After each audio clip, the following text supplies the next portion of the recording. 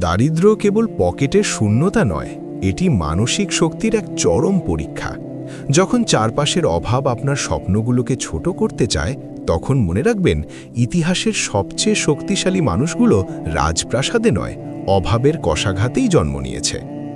শূন্য থেকে শিখরে, অভাব যখন আপনার শক্তি।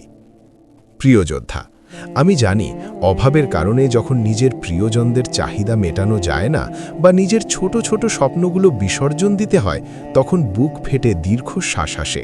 মনে হয় পৃথিবীটা খুব নিষ্ঠুর। কিন্তু আজ আপনাকে একটি সত্য মনে করিয়ে দিতে চাই, দারিদ্র্য আপনার পরিচয় নয়, এটি কেবল একটি সাময়িক পরিস্থিতি। কয়লা থেকেই হীরা তৈরি হয়।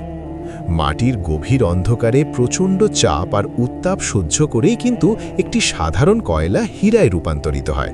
আপনার জীবনের এই অভাব, এই লড়াই, এগুলোই সেই চাপ যা আপনাকে সাধারণ থেকে অসাধারণ করে তুলছে।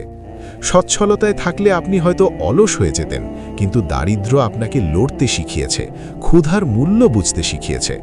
আপনার কাছে হারানোর কিছু নেই, পাওয়ার সব আছে।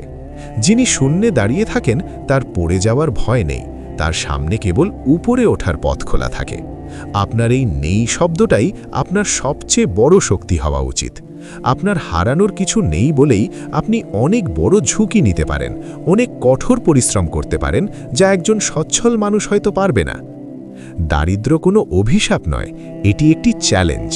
পৃথিবীর সেরা সফল ব্যক্তিদের জীবনী খুলে দেখুন, Abraham Lincoln, APJ Abdul Kalam কিংবা ক্রিস্টিয়ানো রোনাল্ডো, তাদের শুরুটা বিলাসিতায় হয়নি।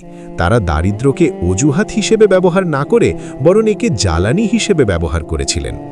আজ আপনার পকেটে টাকা নেই, তাতে কি? আপনার মাথায় বুদ্ধি আছে, হাতে কাজ করার ক্ষমতা আছে, আর বুকে অদম্য সাহস আছে। আপনি গরিব হয়ে জন্মেছেন, এটা আপনার ভুল নয়, কিন্তু আপনি যদি গরিব হয়েই মারা যান তবে সেটা আপনার ভুল।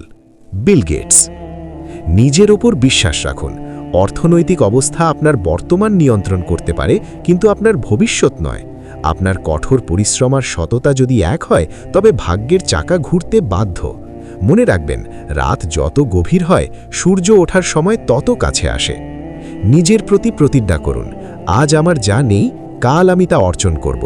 আমার সন্তানদের আমি সেই অভাব দেখতে দেব না যা আমি আজ দেখছি। আমি ভেঙে পড়ব না, আমি লড়ে যাব। আপনার এই লড়াইকে আমি সম্মান করি। একদিন যখন আপনি সফল হবেন, তখন এই অভাবের দিনগুলোই হবে আপনার জীবনের সবচেয়ে গর্বের গল্প।